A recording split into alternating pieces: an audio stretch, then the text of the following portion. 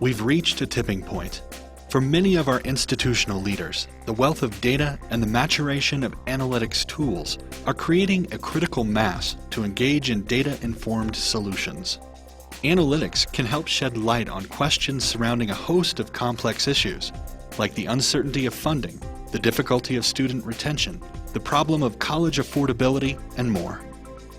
Analytics is the use of data, statistical analysis, and explanatory and predictive models to gain insights and act on complex issues. Analytics can provide insights to a wide variety of uncertainties for an institution. For this reason, analytics must start with a question or hypothesis. Once you understand what it is you want to answer, it's relatively easy to understand what data you might need to answer that question. So that's the easy step. The real challenge, I think, with analytics, and it relates to benchmarking as well, is you need to build systems within member institutions to actually collect that data and collect that data in a consistent manner.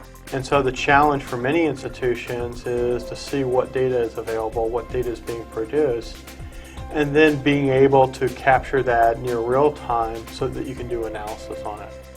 Once the data is collected and put into a data warehouse, it's time to decide what sort of analysis best suits the questions asked and the data collected.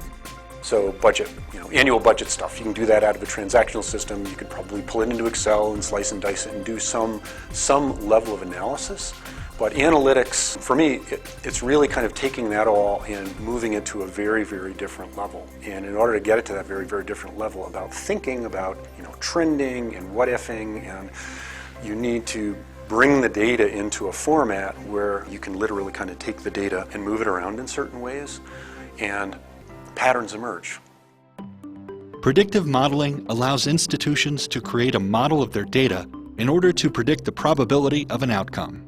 These models are being used on a number of campuses to drive innovation. At Carnegie Mellon University, the Open Learning Initiative collects analytics data to drive feedback loops to help students, instructors, course designers, and learning science researchers.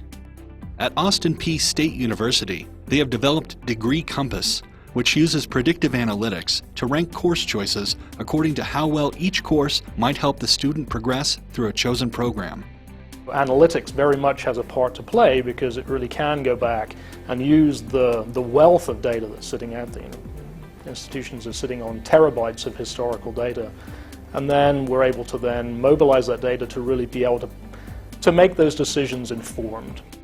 While analytics are being used more widely than ever before in higher education, the process is still maturing. It's important to recognize that really any system within a university that generates data is a potential marketplace for analytics, which means that right down to student activity, to activity within a library, to even administrative activity, where are we allocating, how are we allocating our resources, what's the impact? And I think one of the dangers with analytics is if we don't solve the problem of maturing the processes of collecting this data and actually even measuring the data, we're going to start making decisions, and institutional leaders will start making decisions based on data that's bad. Being analytical is not new at all, and people, philosophers and others, have thought for a long time about what it means to be analytical and to be very good at that.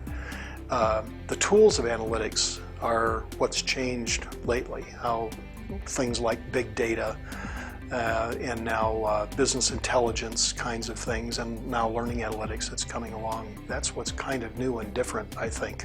Humans tend to make decisions based on intuition most of the time. It's effortful to make decisions based on analysis and data, but I think the industry experience is such that it can be a game changer, it can be a differentiator, and higher ed is really picking up on that.